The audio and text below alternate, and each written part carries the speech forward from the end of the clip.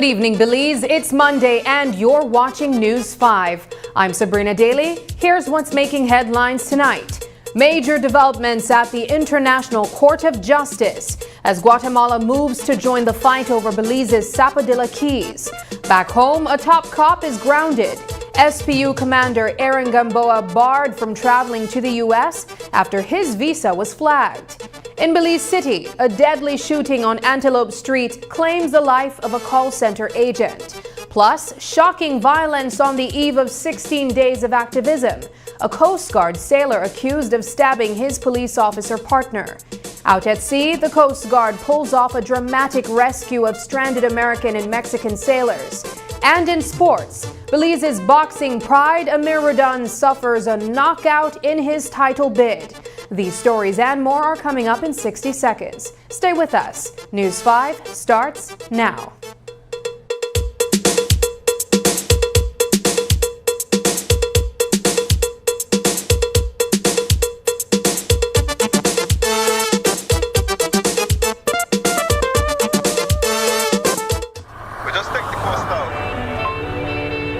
Belize is on the move. The Coastal Road is now powered by Digi's ever-expanding 4G LTE Advanced Network. Now you can stream that music, track that storm, or stop to send that file. Digi 4G LTE has got you covered. Digi, leading Belize's digital transformation. When Shell V-Power flows through your engine, confidence flows through you. Choose the fuel that 100% cleans critical engine parts and keeps your engine performing like new.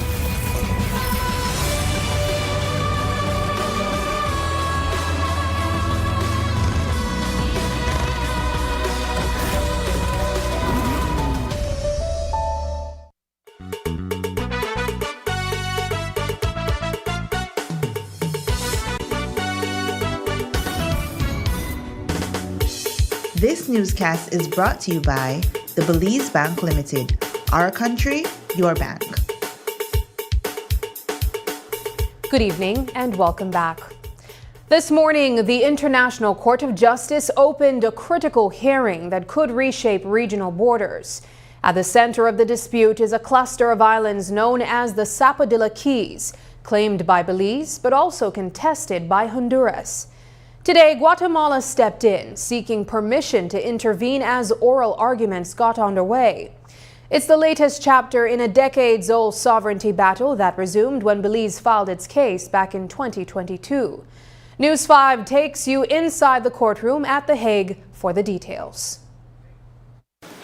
The court meets this morning under Article 84, Paragraph 2 of the Rules of Court to hear the first round of oral argument of the Republic of Guatemala on its application for permission to intervene in the case concerning sovereignty over Sapodilla Cay, Cayos Zapotillos, Belize versus Honduras.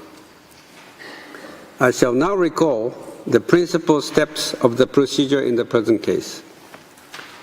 On the 16th November 2022, Belize filed in the registry of the court an application instituting proceedings against the Republic of Honduras with regard to a dispute concerning sovereignty over Sapodilla Cay, referred to by Honduras as the Cayos Zapotillos. In its application, Belize sought to found the court's jurisdiction on Article 31 of the American Treaty on Pacific Settlement, signed on the 30th April 1948, officially designated, according to Article 60 thereof, as the Pact of Bogota.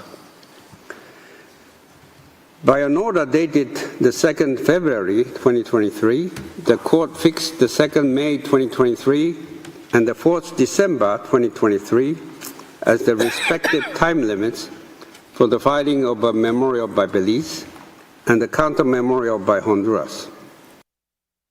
The battle over Belize's southern waters just got more complicated. At The Hague today, Guatemala reminded the court that this isn't the first time these islands have sparked a legal showdown. In fact, Guatemala and Belize have been locked in a separate case since 2019 over the same territory. Now, with Belize filing a new claim against Honduras, the ICJ faces a tricky question.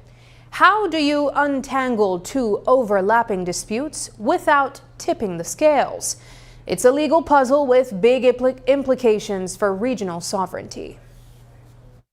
This question is already before the court as a result of the case brought jointly by Guatemala and Belize through a special agreement concluded 14 years before Belize's application against Honduras.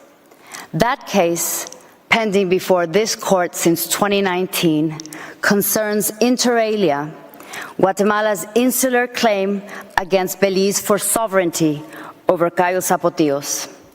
Notably, Belize commenced the present proceedings just a few days before Guatemala was due to file its reply in the Guatemala-Belize case on 8 December 2022.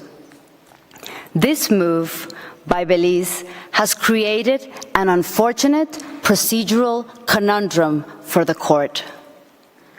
For the sake of consistency and efficiency, hearing the merits of the two overlapping cases back to back could be appropriate, particularly if Guatemala is permitted to intervene. The interplay between the two cases is obvious. It has specifically been acknowledged by Belize in correspondence and over the course of several meetings with Honduras. For instance, in notes verbals between April and October 2022, Belize sought to obtain guarantees from Honduras that it, quote, would not assert a claim to the Zapodilla Keys by way of application to intervene in the case before the International Court of Justice pending between Belize and Guatemala, unquote. The Zapodilla Keys, where the Caribbean meets the Gulf of Honduras, are a cluster of tiny islands that hold outsized importance. They're 14 specks of sand and palm trees, surrounded by turquoise waters and coral gardens teeming with life. Sea turtles nest there, manatees glide through the shallows, and schools of fish shimmer like liquid silver. It's paradise, but paradise with a price. For decades, these keys have been more than a marine sanctuary. They've been a geopolitical fault line. Guatemala and Honduras both lay claim to them, turning this remote reserve into a flashpoint for sovereignty, security, and survival. And now, as the International Court of Justice weighs who truly owns this slice of the Caribbean, the stakes couldn't be higher for Belize, for its neighbors, and for the fragile ecosystem caught in the middle. Here's News 5's Isani Cayetano with the following story. About 40 miles off Punta Gorda's coast, where the Caribbean melts into the Gulf of Honduras, lies a remote jewel of Belize, the Zapodilla Keys. This cluster of 14 palm-fringed islands and turquoise lagoons marks the southernmost tip of the Belize Barrier Reef, part of the vast Mesoamerican reef system. It's a biological hotspot, home to vibrant coral gardens, endangered sea turtles, manatees, and hundreds of fish species. But paradise here comes with tension. For decades, these keys have been at the center of overlapping territorial claims by Guatemala and Honduras, turning this idyllic reserve into a geopolitical flashpoint. Since 1982, Honduras has included a claim to the Zapodilla Keys in its constitution. We do not believe that the Honduran claim is credible. Because both Belize and Guatemala claim the Zapodillas in the ICJ case, which said keys are claimed by Honduras in its constitution, it is our understanding that Honduras will feel obliged to intervene in the Belize-Guatemala case now before the ICJ to assert its claim to the Zapodillas. The Zapodilla Keys Marine Reserve has exploded in size over the past 4 years, jumping from 38,000 acres to more than 300,000. That's 8 times bigger than before. Managing such a massive area sounds impossible, but the team at Tide didn't shy away. After 3 years of research, they officially stepped in as co-managers in 2023, and they're doing it with just 7 rangers. 7 people patrol an area that huge and without any direct presence from the Fisheries Department. Tide's project manager, Florencia Koch, takes us behind the scenes to show us how his team makes it happen. Our mandate is to execute the fisheries guidelines. That is our mandate. So in terms of anything that has to do with illegal entry, that goes channeled down to the immigration officer. Anything else, immigration officer or the Coast Guard, because again, the Coast Guard also has a mandate as us. If we are not present here, the Coast Guard has the legal authority to make arrests. The same for the immigration, right? So anything else that falls under the fisheries, it is us that conducts. Keeping the Zapodilla Keys Marine Reserve safe isn't easy, and it's not without danger. Many of the fishers crossing into Belizean waters come armed and aren't afraid to resist arrest. Twice a day, 2 Coast Guard officers join Tide patrols, making sure the team stays protected while doing their job. Lieutenant Alan Armstrong explains just how critical these joint operations are. We also conduct what we call the Operation Lighthouse, or better known as the Dotted Line Patrol. This Dotted Line Patrol is whereby we conduct patrols from here out at Hunting Key all the way to Sarstoon. This is along the equidistance line. So this is patrols that is conducted at least 4 times for the month, so it's 1 per week. Beside from that, we also conduct what we call the Corona Reef Patrol as well. The Corona Reef Patrol, or better known as the Cayman Crown Patrol, is also conducted once per week. So these patrols are conducted 4 times for the month as well. So we're looking at 8 patrols that the Coast Guard does within the Cayman Crown and then along the dotted line for the entire month. The stakes are high. Rich fishing grounds and pristine reefs draw not only Belizean fishers but also boats from across the border, often illegally. Conservation patrols battle to protect spawning sites for species like Nassau grouper, while international courts weigh sovereignty disputes. One of the primary concerns that we have is the issue of this, by nature, it's a transboundary area. So we have a lot of illegal fishing that is carried out by our Guatemalan and Honduran neighbors. So we have fishing communities from Guatemala and Honduras who are in close proximity, about 45 minutes from here. And then they engage in illicit fishing activities. So they use gill nets, which are very destructive. They use long lines. They do night fishing. They use illicit spears, for example. And so these type of things are already major concern to us, because they do not fish like us Belizeans. These people, you have like hundreds of fishers that are utilizing these waters and doing so illegally. Today at the Peace Plaza in The Hague, judges are hearing arguments on whether Guatemala can step into the legal battle between Belize and Honduras over the Sapodilla Keys. Now let's be clear, this isn't about Guatemala's own territorial claim against Belize. That case is still waiting for its turn. Today's hearing is strictly about whether Guatemala gets a seat at the table in a separate dispute over those tiny but strategically important islands. We were not surprised by that. We expected them, the issues overlap, and the main purpose for us bringing the case against Honduras was to have the sovereignty over those keys and that area resolved finally by the court. Now Guatemala wants to join that case. They have applied. The court is going to make a determination. It's a preliminary step, but one that could shape how this regional tug-of-war plays out. Once the ICJ becomes aware of the claim by Honduras to the Sapodillas, there is a significant risk that the court would not delimit the maritime areas that appertain to the Sapodillas, thereby leaving unresolved a large part of our maritime entitlement. Indeed, the ICJ may decide not to pronounce on sovereignty over the Sapodillas as well, even as between Belize and Guatemala. This would mean that sovereignty over a very important part of our sovereign domain, the Sapodillas and the maritime areas pertaining to it, will remain unresolved. The main case over Guatemala's claim to Belize, land, islands, and maritime areas is still in play. All the written arguments are done, but the next big step, oral hearings, hasn't happened yet. So while the paperwork is complete, the courtroom showdown is still to come. Reporting for News 5, I am Isana Cayetano. Guatemala wants a seat at the table in Belize's case against Honduras over the Sapodilla Keys, arguing the islands overlap with its own claim. It's a new chapter in a decades-old territorial dispute that has seen tensions flare despite promises of peace. But what does this mean beyond borders? Belizean law student Ethan Singh explored that question in a recent blog, linking sovereignty to environmental commitments. We spoke with him for more insight. I go back to 1992, I believe, with the sign of the United Nations Framework on Convention on Climate Change, which is the original treaty regarding climate change. Then I followed up with the Paris Agreement in 2015, which it's been, I think, 10 years now since I was signed. I know we just had the Conference of Parties a couple weeks ago, not a couple days ago. And then the last major international treaty I mentioned is the recently enacted or gone to effect Biodiversity Beyond National Jurisdiction Treaty, which Belize was, I believe, the third country to sign on to.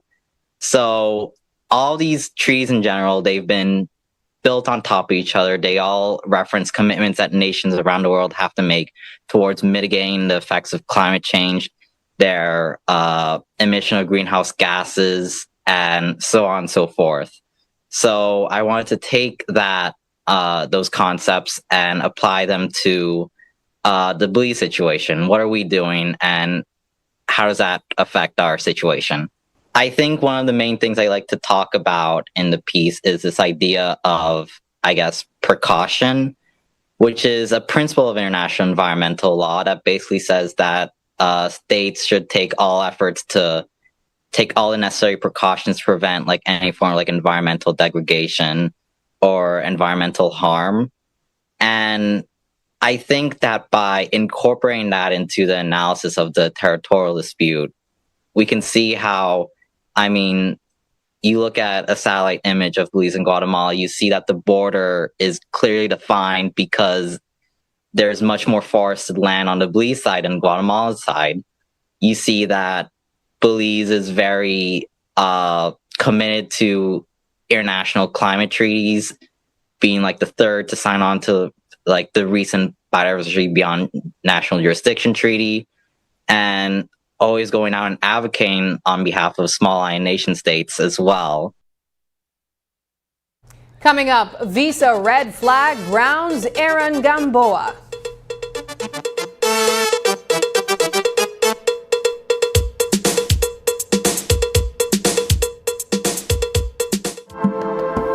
Belize has over 200 miles of coastline that depends on marine enforcement teams dedicated to protecting our livelihoods and the future of our ocean economy. Our role as an enforcement entity is for us to ensure compliance. And compliance and conservation goes hand in hand. Our motto at the Fisheries Department is sustainability for future generations. And most of the resources that we have gotten that we needed, we apply through the Blue Bond project, and we have got those resources to aid us with that. Through the Blue Bonds program, Belize is strengthening governance, improving management, and enhancing monitoring of our marine resources. With advanced technology, drones, GPS, and real-time tracking, officers can respond faster and protect our blue space more effectively. Through the Fisheries Department and the Coast Guard, the government of Belize is developing a national fisheries enforcement and conservation monitoring strategy. This coordinated approach ensures stronger enforcement, better decision-making, and long-term protection of our marine and coastal resources, securing livelihoods for all Belizeans. There's been a shift in the focus and interest in our blue spaces from the government. Therefore, our Coast Guard strategy had to align in that direction. And in doing so, we found some new partners. We were able to find common grounds to work with non-governmental organizations and to work with the Ministry of Blue Economy and the Blue Bond Permanence Unit as well, who has been very instrumental in coordinating our efforts to meet the requirement of those other agencies as well. The Belize Coast Guard is well integrated into that maritime focus. Our enforcement, our patrols, our operational designs has recently shifted to include a lot of emphasis on conservation efforts. Belize is strengthening fisheries governance, improving the management of our marine resources, and enhancing the effectiveness of our marine protected areas. Together, we are more prepared, more united, and committed to protecting what makes Belize extraordinary.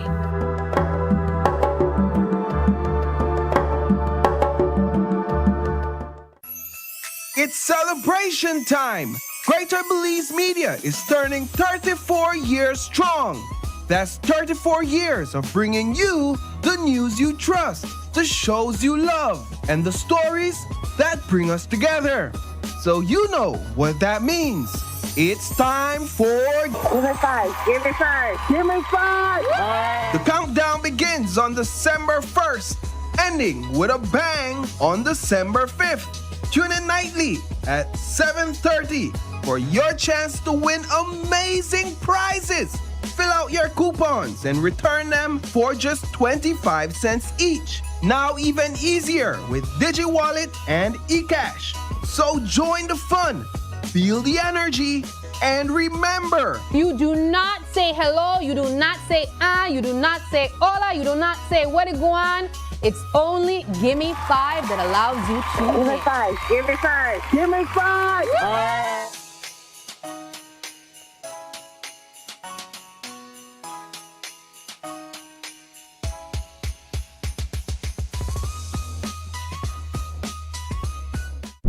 Welcome to Design Depot, where you'll find premium quality products from trusted brands, all in one place.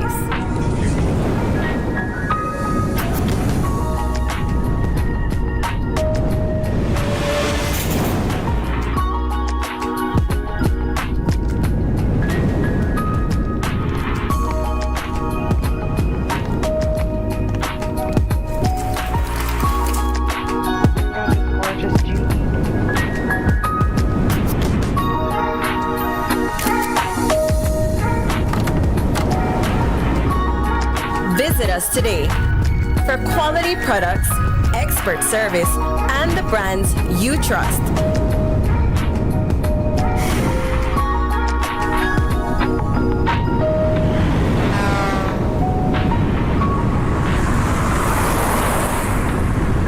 Design Depot, all in one place.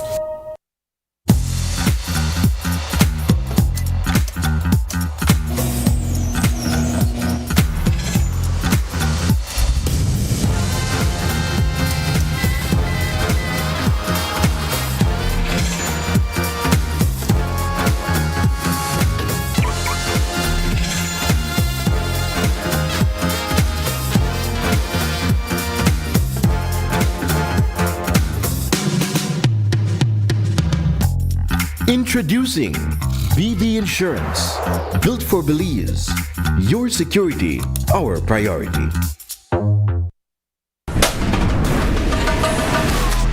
Easy. Accessible. Safe. Yours. DigiWallet. Easy, accessible, safe, yours.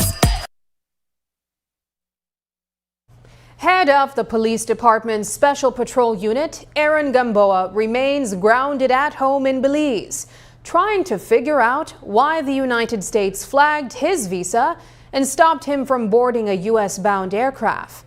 Gamboa arrived at the Philip Gosen International Airport with his wife over the weekend, ready to board his flight.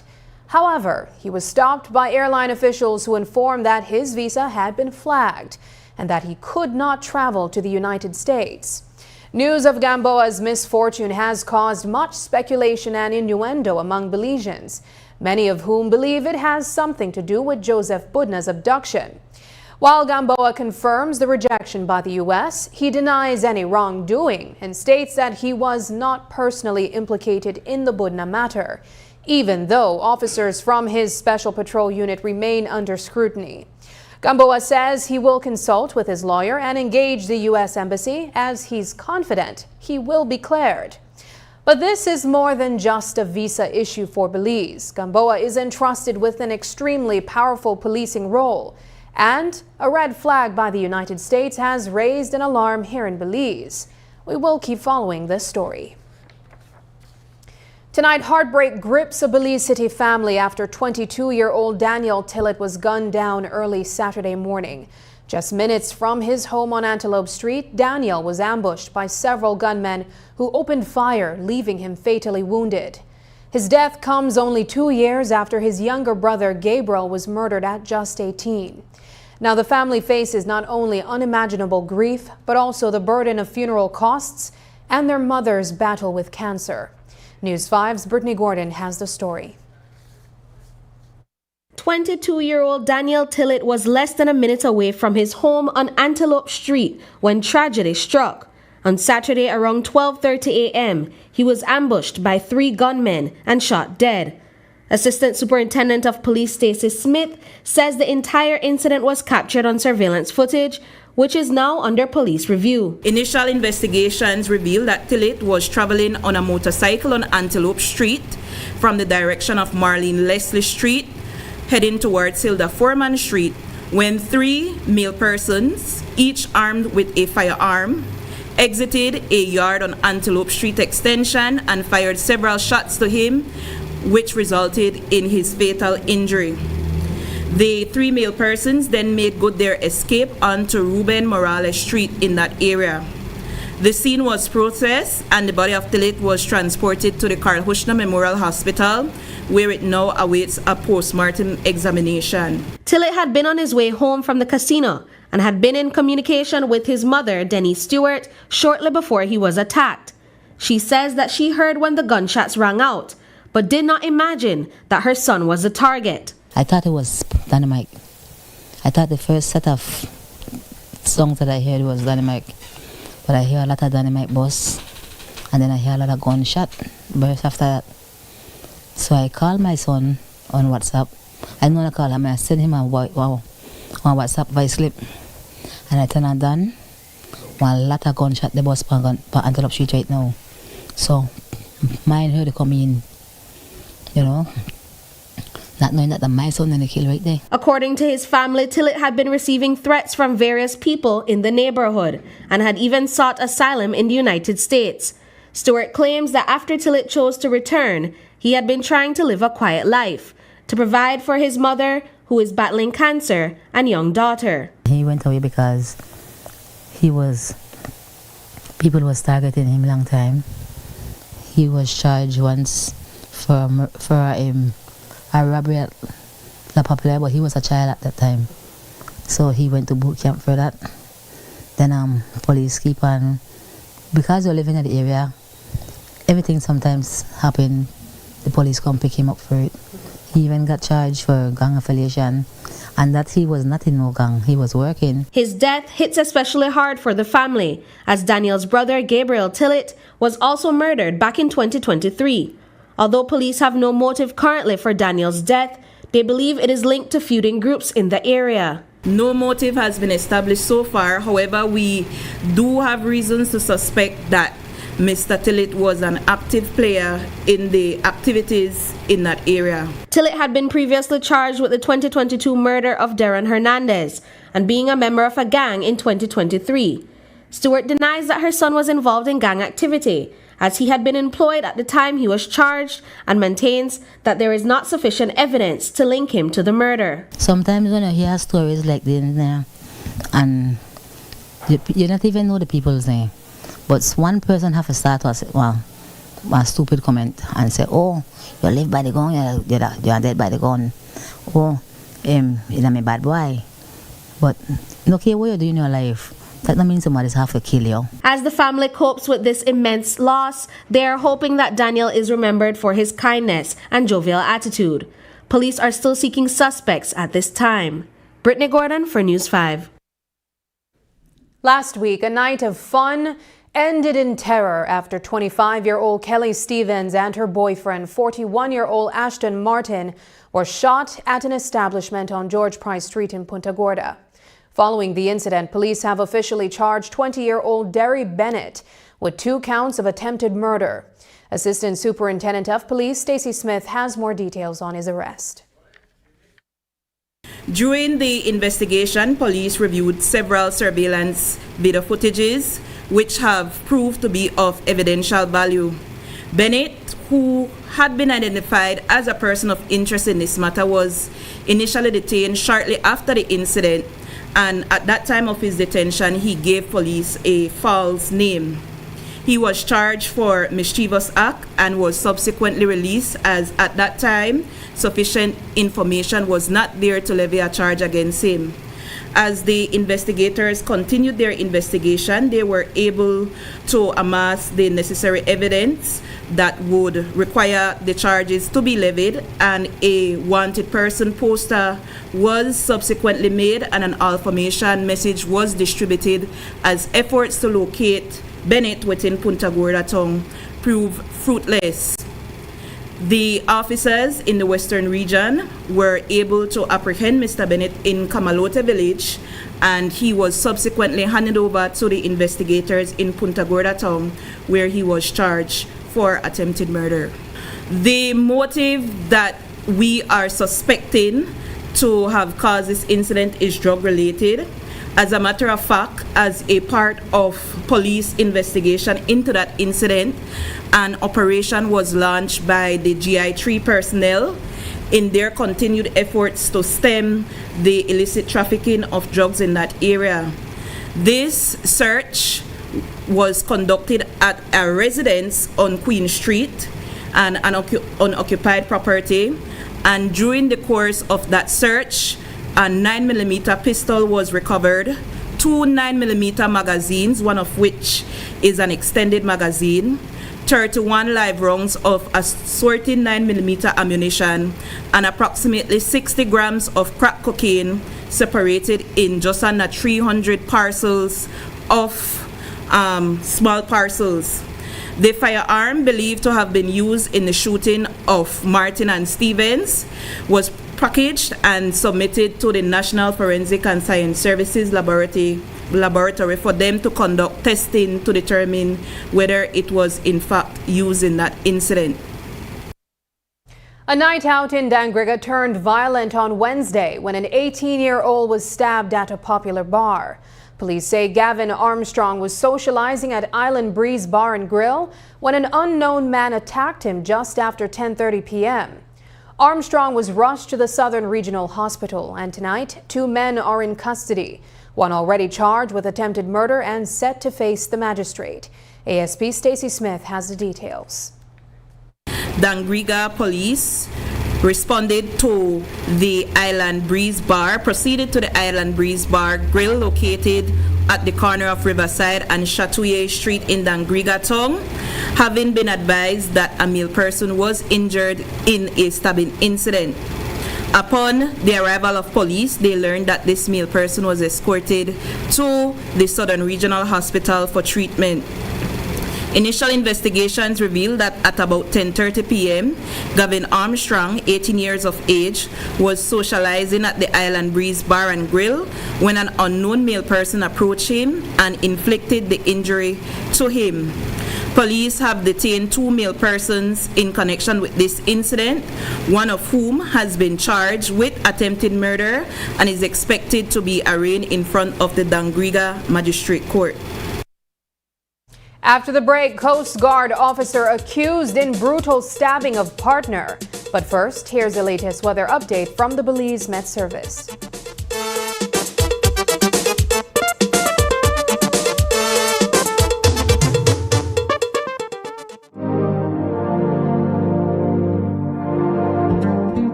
Driving around, particularly during this holiday season, can be quite an experience.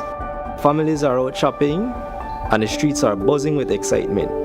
It reminds me that this season is all about connections, and it starts with how we treat each other, even on the road. When I'm behind the wheel, I always remind myself that being on the road is more than just following the rules. It's about looking out for each other and making sure we all get home safely to our families. This season, let's continue to be alert and be kind on the road. Be courteous, give way, and stay safe. A message from BEL. Oh yo, what's up bro? Good, man. Just Western Union moms a little money using DigiWallet.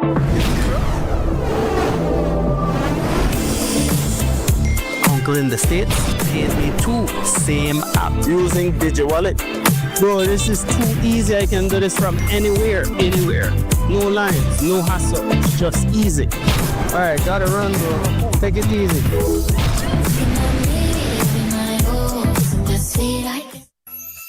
It's celebration time! Greater Belize Media is turning 34 years strong. That's 34 years of bringing you the news you trust, the shows you love, and the stories that bring us together. So you know what that means. It's time for Give me 5. Give me 5. Give me 5. The countdown begins on December 1st, ending with a bang on December 5th. Tune in nightly at 7:30 for your chance to win amazing prizes. Fill out your coupons and return them for just 25 cents each. Now even easier with DigiWallet and eCash. So join the fun, feel the energy, and remember, You do not say hello, you do not say you do not say hola, you do not say where to go on. It's only Gimme 5 that allows you to Give me win. 5. Give me 5. Give me 5.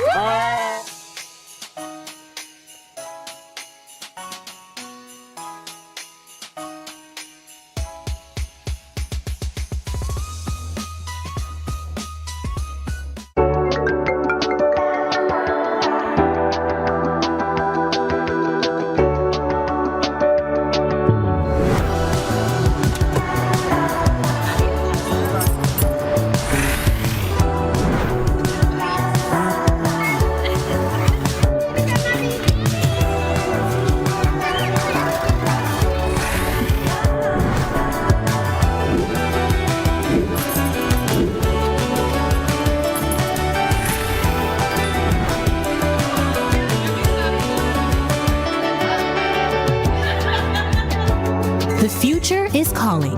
Belize Bank. Your future, our commitment. You see, the thing with me is that I just like my freedom. And when it comes to things like that, I just don't like feel tied down. You think I don't know, but like my granny said, every part have their cover. Well, I could say, I just do the runs. But one thing I could tell you, you can't deny one good connection. Why get tied down? With Smart Supercharged prepaid plans, you get all the postpaid perks you love, but with no contracts. Just pay up front for your talk, text, and data package and enjoy total freedom for up to 30 days and starting as low as $35. That's right, no commitments for less than $1.25 per day. Just simple, flexible plans that keep you connected your way. Because with Smart, you call the shots. Dial 7526 or star 100#. Use the Smart app or visit a Smart prepaid agent to supercharge your connectivity today. Smart, bringing people together.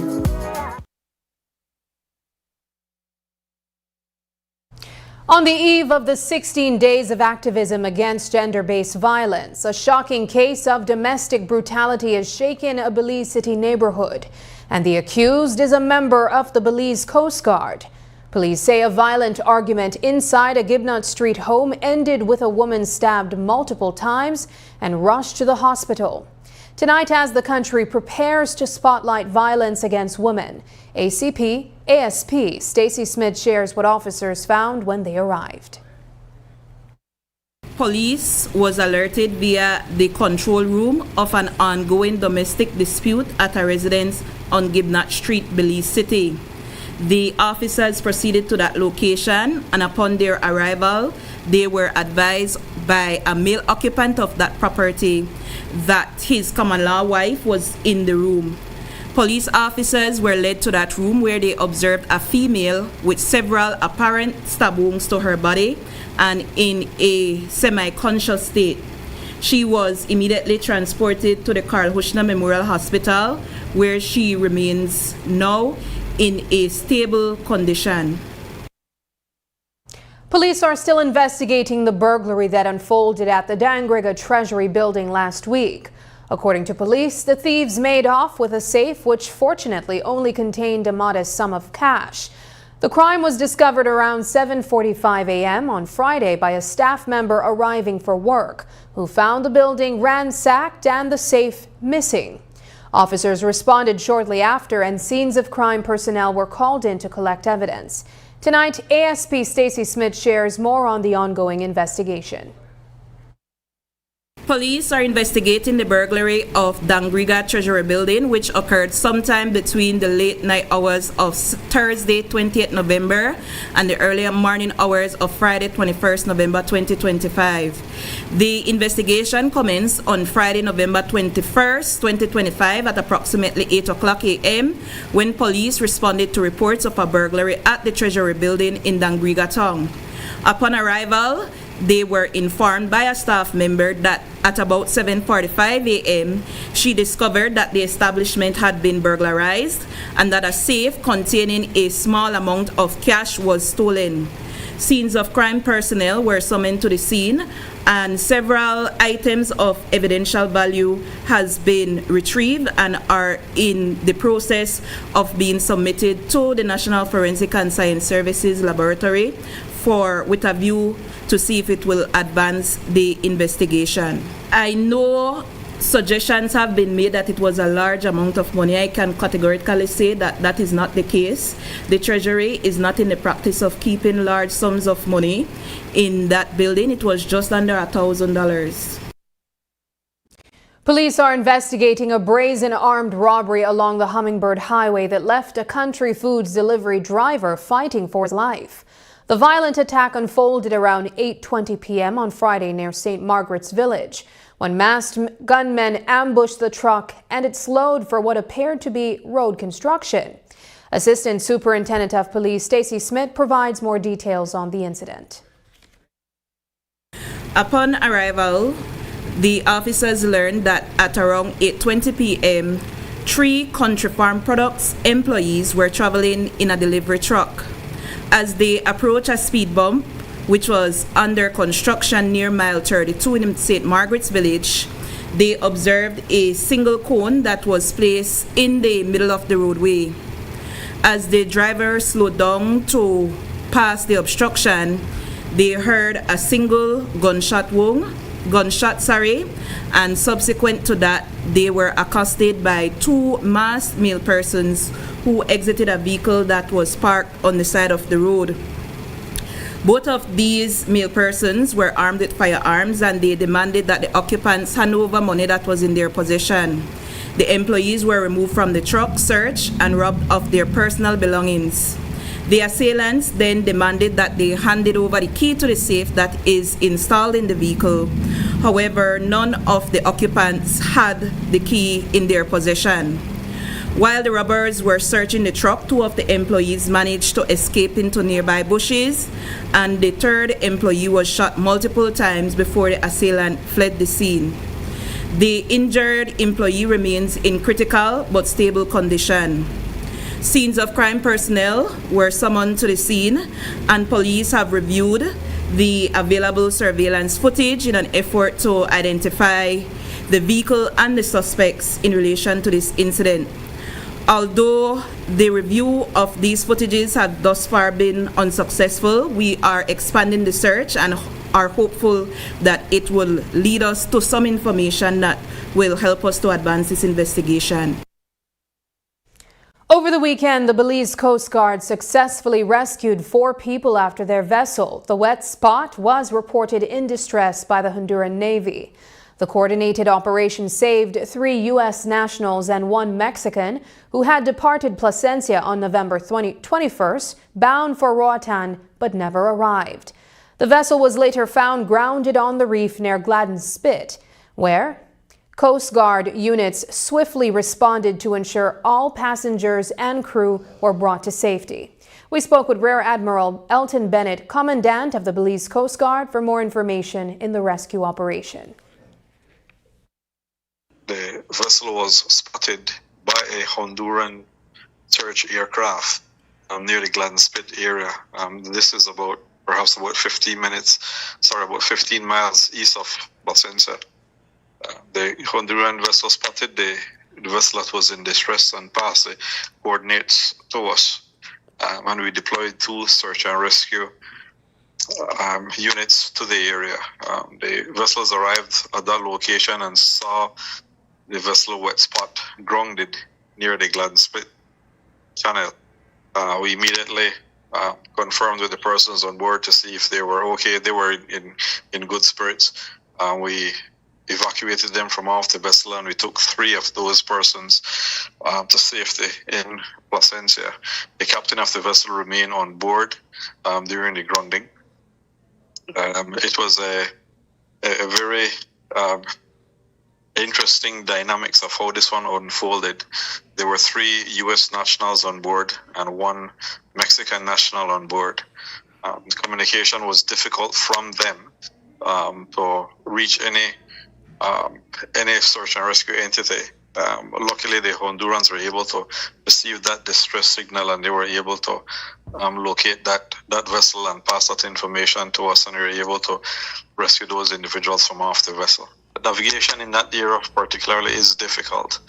So there will be a full marine investigation that will be led by the Belize Port Authority to determine the cause of the accident itself, and then the Department of Environment will investigate the damage done to the reef. As far as the Belize Coast Guard is concerned, our first action is to ensure that there is safety of life of the persons that were involved, and we did that. And now we will be supporting the Port Authority and the Department of Environment to follow on the 2 investigations. Earlier this month, a man in Bullet Tree Falls Village was left terrified after he was tied up and robbed shortly after returning home. The incident occurred around 2 a.m. when 38-year-old Roger Raymer, a resident of Iguana Belly Road, was ambushed by armed men. The intruders stole several items, including his 2013 dark gray Dodge Ram pickup. Tonight, ASP Stacey Smith shares that the vehicle has been recovered and 1 individual has been arrested in connection with burglaries in the area.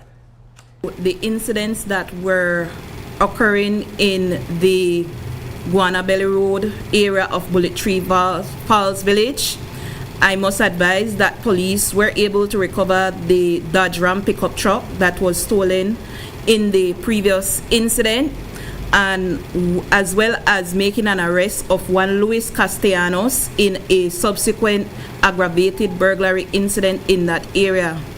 I cannot underemphasize or overemphasize the need for persons to be very alert, especially when it is that they have, established their homes in areas that are somewhat remote.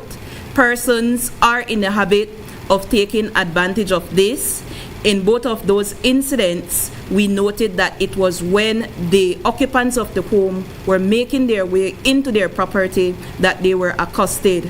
This suggests that they were being observed by these persons. So we ask that persons take the necessary precautions. If you are able to invest in CCTV camera, if you are able to invest in dash cams, this can all aid in terms of reducing the amount of property crimes that are in the country.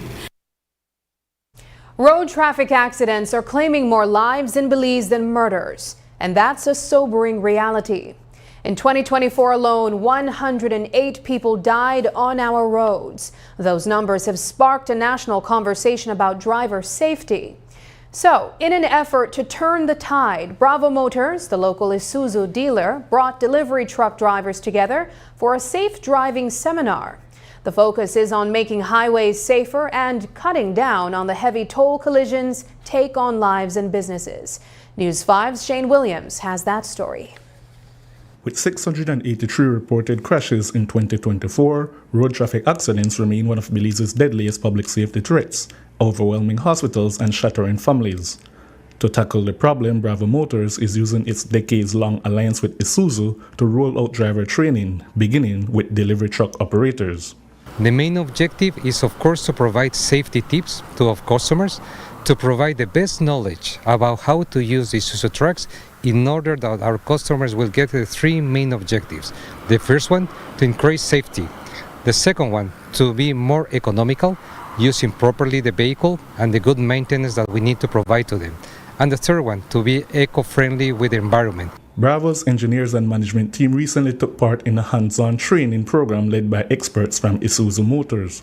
The sessions focus on the essentials that keep drivers and passengers safe every day, from daily vehicle checks and proper startup techniques to smart handling and accident prevention strategies. These skills aren't simply good practice, they're also lifesavers. This seminar is a part of our long-term vision to improve road safety in Belize and also improve the way our customers operate the vehicles to increase fuel efficiency and reduce wear and tear on the vehicles. These trucks move a lot of cargo and they cover a lot of miles every day. So driving a vehicle could be one of the riskiest things you do on a daily basis. And our goal is to contribute to the safety of our roads here in Belize. So they should be learning how to properly inspect their truck on a daily basis to ensure the truck is in safe operating condition. They will be learning how to move off in a safe way to reduce wear and tear on the truck and to increase safety for the pedestrians around them. And they will be learning how to stop the truck properly in emergency situations. So all of these together will help to make the truck a safer vehicle on the road. For the men behind the wheel, the challenges are real.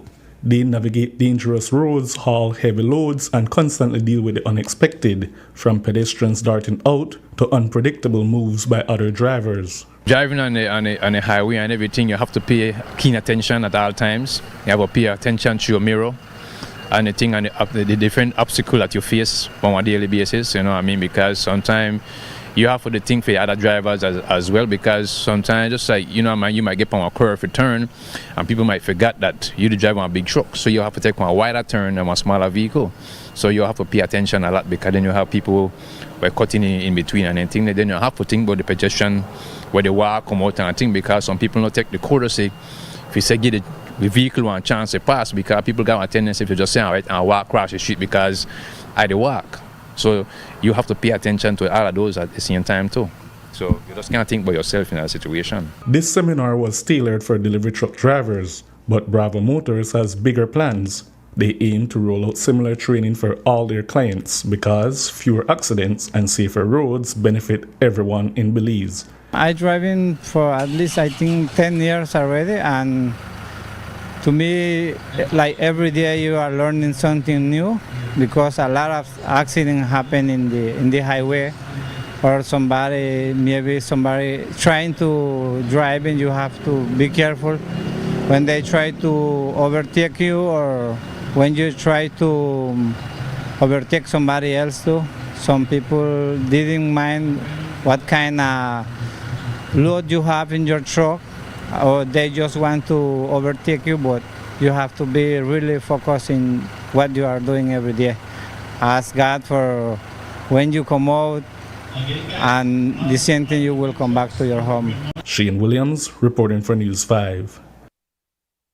When we return, Belize boxing sensation suffers devastating first defeat.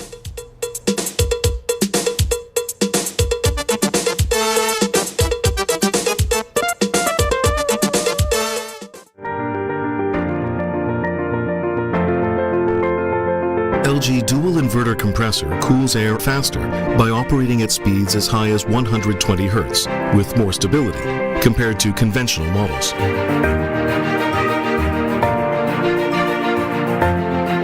It also saves up to 70% more energy by operating at speeds as low as 10 Hz with more stability.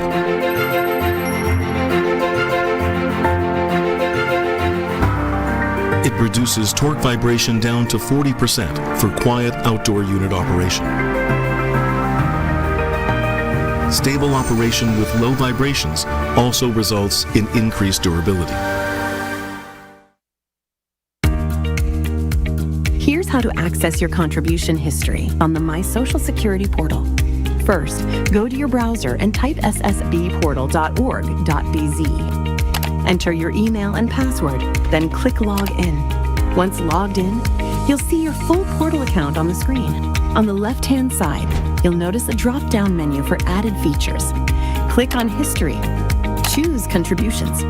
Read the disclaimer, then click Continue. You'll now see a full window displaying your contribution history. In the table, each row represents a different year.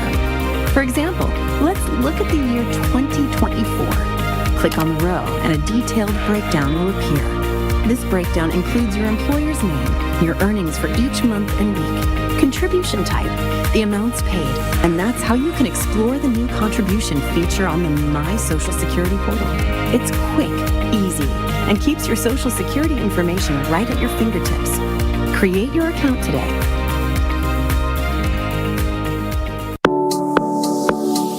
It's an massive season with massive deals and rewards at Penny's. From now through December 31st, earn double P-Bucks on store-wide purchasing every Friday and Saturday. That's right, 2 times the P-Bucks, which means 2 times the cash back when shopping at Penny's. Plus, get even more rewards with P-Bucks Builders on home goods, tiles, appliances, paints, and lights. And don't forget, there's also massive deals and discounts on tiles and the best brands in paints like Benjamin Moore and BH. Rewards, deals, P-Bucks. You can get it all this massive season only at Penny's, celebrating 75 years of quality and savings.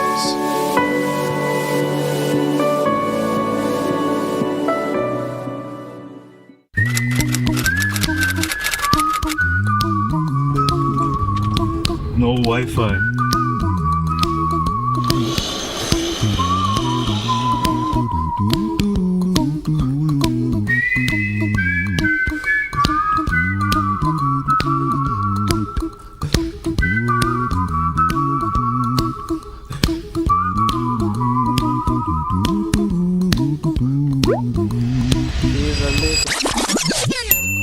Might want to sing it note for note, don't worry. Yo, bro, be happy. Excuse me, class. In every life we have some trouble, but when you worry, you make it double. Don't worry. Be happy. Wherever the coastal road takes you, don't worry, be happy. Smart has you covered. Smart, bringing people together. It's celebration time! Greater Belize Media is turning 34 years strong.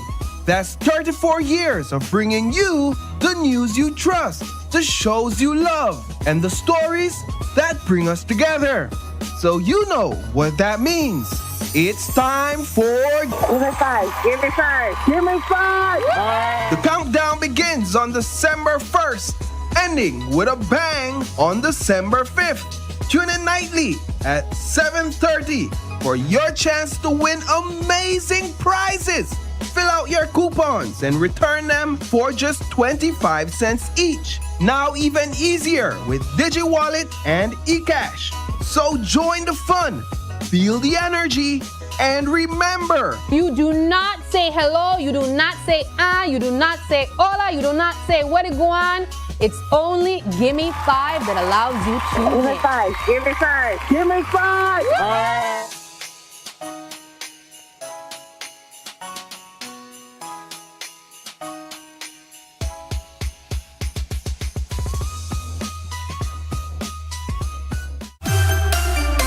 This Christmas, get into the joy with Uno. Imagine winning a shiny motorcycle, a brand new TV, a brand new fan, or grocery coupons to make your holiday shopping easier. The surprises keep coming. All you have to do is visit Uno, and for every $25 on fuel, you'll get a coupon. Fill out and participate. Get 1 coupon for each quart of Uno lubricants or 2 for a gallon. Visit your nearest Uno gas station today. Fill your tank and drive into Christmas cheer with Uno. Uno gas stations.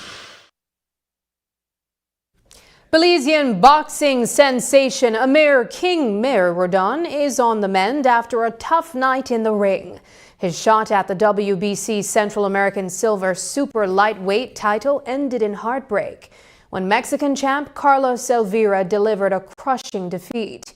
It all happened before a packed house at Swift Hall, where fans came out in full force to cheer on the hometown hero. News 5's Shane Williams was ringside and brings us the story.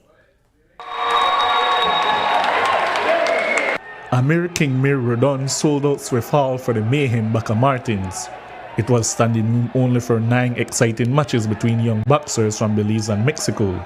The main event of the night was in the super lightweight division with the technically focused Rodon versus a dangerous slugger Carlos Elvira, who entered the match with a 10-2 record with 8 of those wins coming by knockout. Late in the 7th round with Amir still up on the cards, one of Oliveira's Hail Marys finally connected and hurt Rodon badly.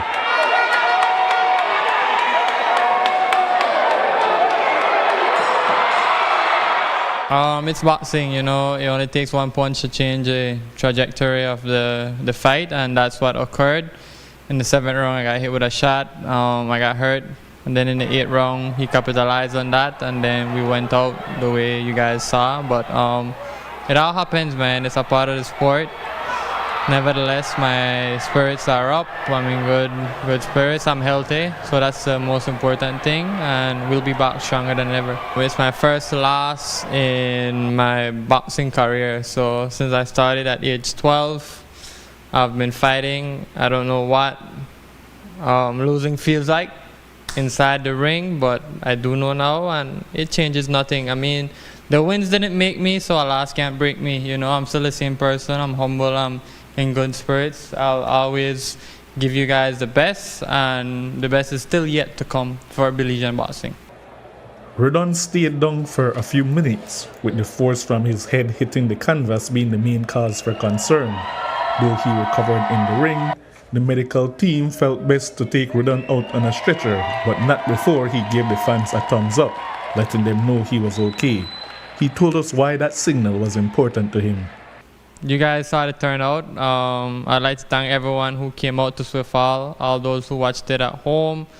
They're the reason why I do it. You know, when I started as a kid, over 12 years ago, I mean, now the sport is finally starting to get the recognition it deserves, and it doesn't stop here. This is just a small hurdle, a small step back for a major comeback. And while he may have lost the bout, King Mir won the night, inspiring a whole generation of fighters to take up the sport. Like 14-year-old Brian Garbott, who was so dominant here in round 1 against his Mexican opponent that he said no mas at the beginning of the 2nd round. When I went out there, I saw the victory, and I knew I could have it. I had it in my hands.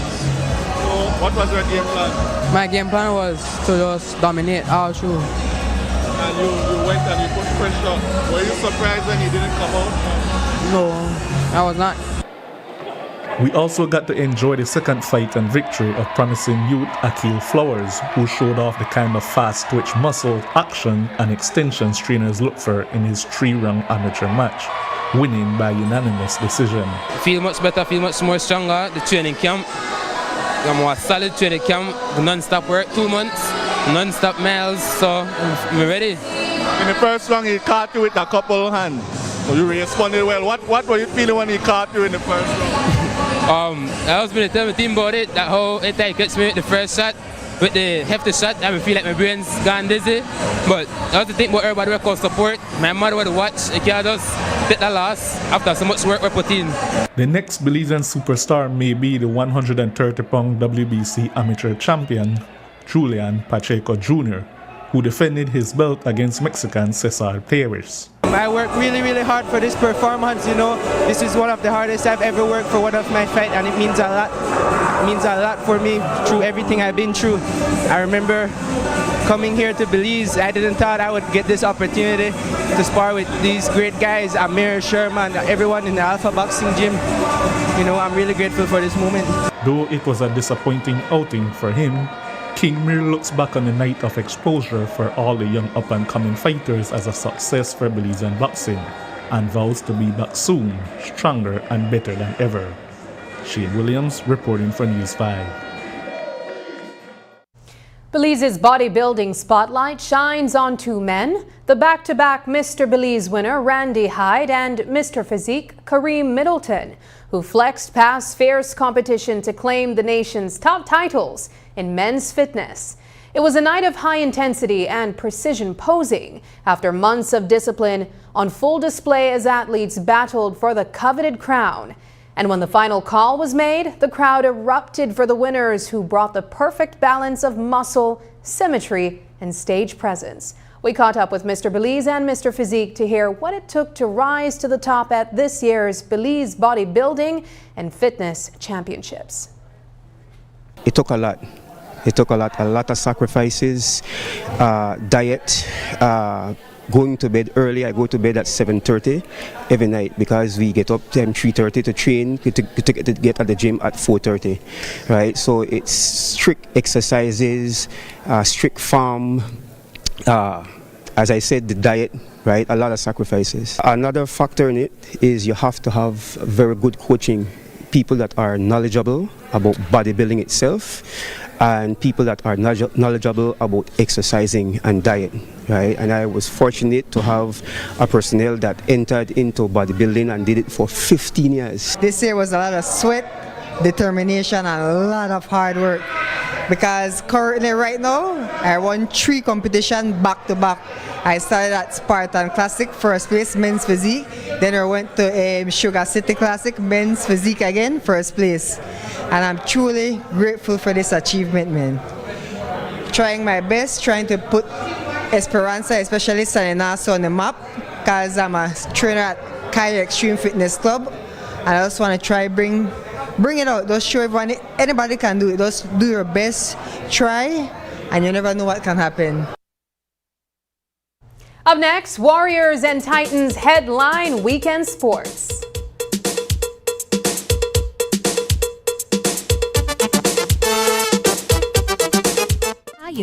We have exciting news for you. RFNG Life Insurance is now officially in your town. Now, you can visit our office to pay your life insurance premiums or speak to our dedicated agent, Mayeli, about securing your future with the right coverage. Hi, my name is Mayeli Hoy, your designated agent here at RFNG Life in the Cayo District. I'm here to help you explore your options, answer your questions, and find the perfect policy for you and your loved ones. Whether you're looking for life insurance, critical illness coverage, or future saving plans, we've got you covered. Take the first step towards securing a stable and prosperous financial future for you and your family. RFNG Life Insurance, now in Cayo. Visit us today or call to schedule an appointment. Your future starts here.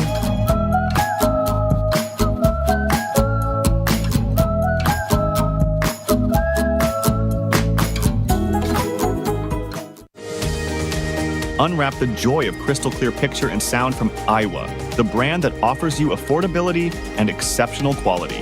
Aiwa has a wide range of exceptional products to choose from, such as TVs, speakers, headphones, home appliances, and much more at affordable prices that won't break the bank. Enhance your audio-visual entertainment experience with Aiwa, and for your convenience, parts are readily available in country for hassle-free maintenance. You can find Aiwa products at your local electronics store countrywide. Choose Aiwa, the best in home entertainment and household appliances. Yes, sir, the thing with me is that I just like my freedom.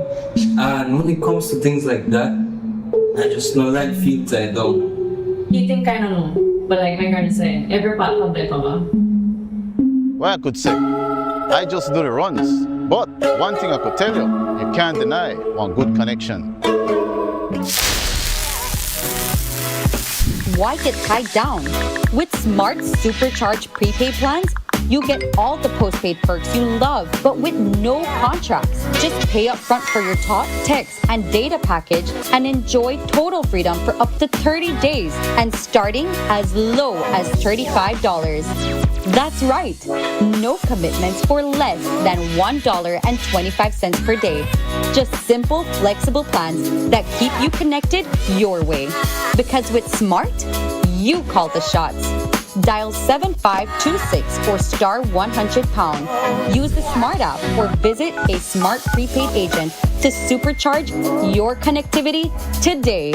Smart, bringing people together. Everyone dreams.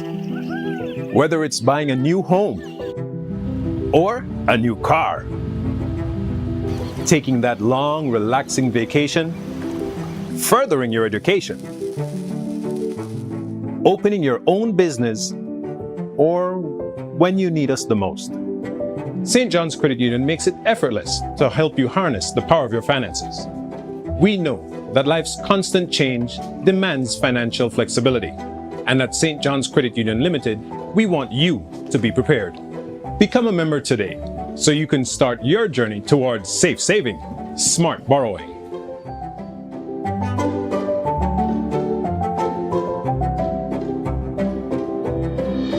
St. John's Credit Union is the leader since 1946.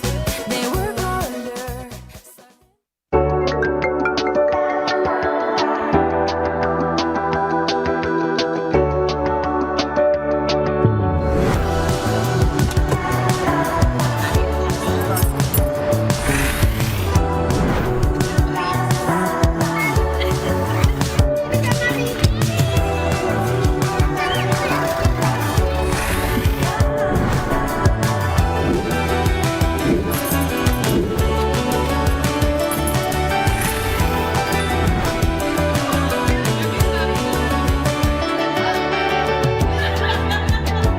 The future is calling. Belize Bank. Your future, our commitment. It's celebration time!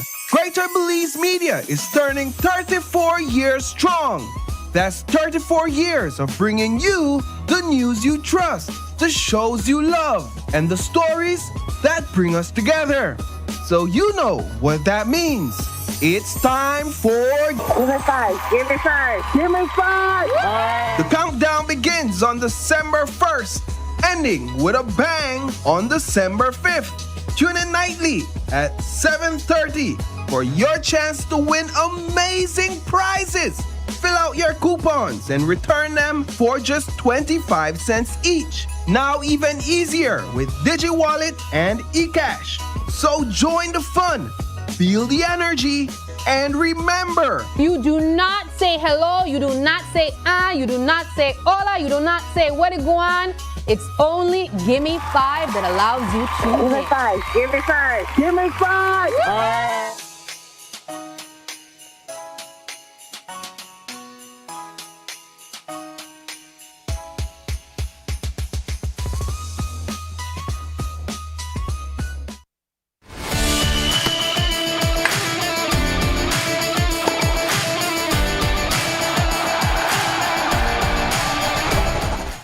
Good evening, Belize. Shane Williams here with a bruising, bulging, and booming edition of Sports Monday, where boxing warriors and bodybuilding titans collide. Let's start with the mayhem back at Martins, where Belizean boxing phenom Amir King Mir inspired a sellout at Swifall for his shot at the WBC Featherbox Championship belt. Mexico's Carlos Elvira, who entered this fight 10-2 with 8 wins by knockout, upped the pressure in the third, throwing haymakers after haymakers, most of which Amir rolled off. The fourth was a spectacular round for King Mir, and it seemed like he was set to easily outclass the sluggish loser. The fight changed here in the fifth, right around where WBC allows the mid-fight score to be read.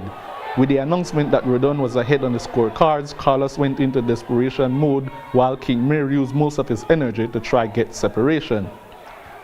With Amir still up on the cards, final seconds of the 7th round, one of Carlos' Hail Marys finally connects, sending Rodon wobbly to his corner, hoping the 30 seconds between rounds would be enough for him to recover. In the 8th and final round, King Mir came out with his legs still not fully underneath him, and with a concerned crowd watching. Elvira went for the jugular. Amir simply couldn't respond, and he was unable to survive this flurry. And while he may have lost the bout, King Mir won the night, inspiring a whole generation of fighters to take up the sport.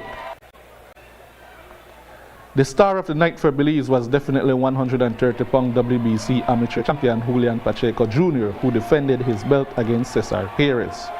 Pacheco came out with a blistering pace to start the match and used the first round to test the mettle of his opponent. Just before the second round started, Pacheco looked back into his corner and made a declaration. Shortly after, the champ made it publicly known that he is a bad young man, forcing the referee to start a countdown. Sherman Galvez left his best output for this fourth and final round of his professional welterweight match to win on the scorecards by majority decision 39-38. Let's go from boxing to bodybuilding at the Bliss to find out who will be dubbed Mr. Belize 2025. First up was the junior bodybuilding competition where Edwin Cruz went unchallenged but still had to show the results of his hard work. There were no women participants this year, so the focus turned to Mr. Physique, where the focus is on muscle definition. Carrie Middleton, Erin Walford, Albert Hernandez, Marcus Garcia, and Josue Joel competed for 2 rounds. Round 1, they executed 3 poses in an eye walk. Then in round 2, they did 4 quarter turns for the judges. The judges made specific requests, then concluded Carrie Middleton was this year's Mr. Physique. Marcus Garcia took 2nd place and Erin Walford 3rd. Next was the Masters Bodybuilding category, where men over 40 years old get to show that age is nothing but a number. This year there were only 2 competitors, last year's Mr. Belize Randy Hyde and Kevin Alvarez. The judges decided this title goes to Hyde. In the main event of the night, 6 men took the stage to make their cases for the title of Mr. Belize. The judges requested that each show 7 compulsory poses: right double biceps, front lat spread, side chest, side triceps, back double biceps, back lat spread, and abdominal and thighs. In the opening, it looked like Yvonne Norales would upset the last 2 Mr. Belize winners, reigning champ Randy Hyde and 2023 Mr. Belize Godfrey Alford. But this was the defining moment, the call for abdominal and thighs. Norales couldn't get those muscles to wake like he would want. Those in the sport say he had too much water in his legs. The judges declared no one fit to take the crown from Randy Hyde, who was named back-to-back Mr. Belize. And before we go, by popular demand, here is this year's pose off.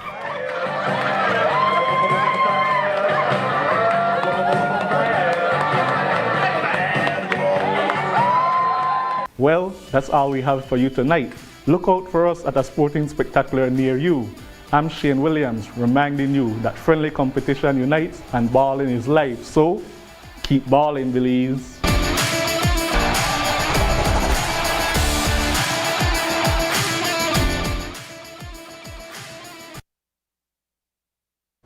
Before we leave you, here's tonight's viewer's voice. On our first story, Guatemala seeks role in Belize-Honduras Sapodilla Keys dispute.